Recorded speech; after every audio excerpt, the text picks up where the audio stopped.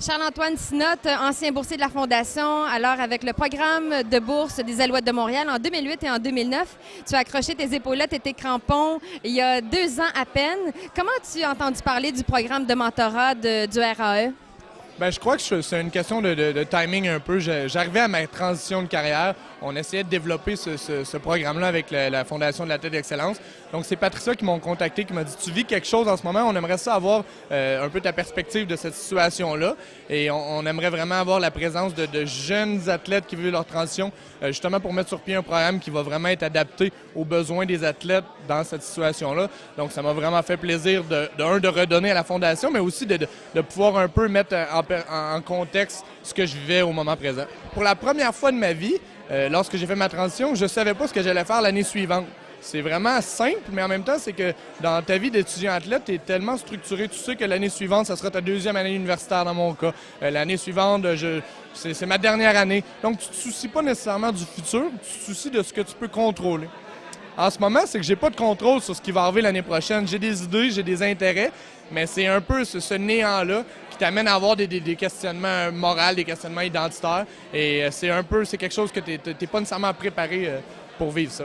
J'ai été jumelé à Maxime Boilard, un ancien Olympien, et c'est vraiment intéressant parce qu'on a fait 2 sports complètement différents, à 2 niveaux de compétition, parce que lui, c'était un sport olympique, moi, c'est un sport universitaire, mais c'est incroyable la rapidité avec laquelle on s'est retrouvés dans nos parcours. Même si nos parcours étaient différents, fondamentalement, on avait vécu plusieurs expériences semblables.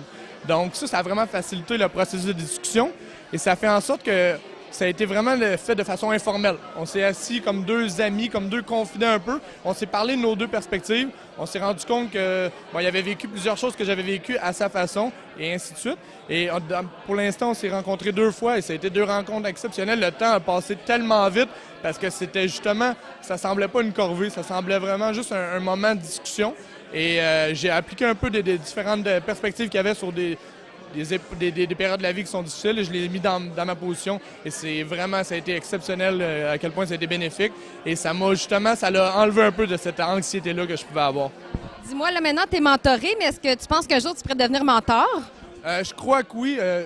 De un, parce que j'ai eu un mentor jusqu'à présent exceptionnel. Souvent, tu apprends de ce que tu as aimé, de ce que tu n'as pas aimé. Et j'ai adoré l'approche de Maxime. Donc, dans cette perspective-là, je pense que je pourrais redonner à quelqu'un en utilisant une perspective semblable à celle de Maxime.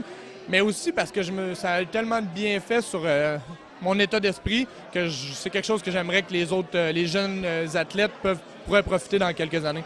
Bien, merci Charles-Antoine, puis bonne transition. Merci beaucoup, très apprécié.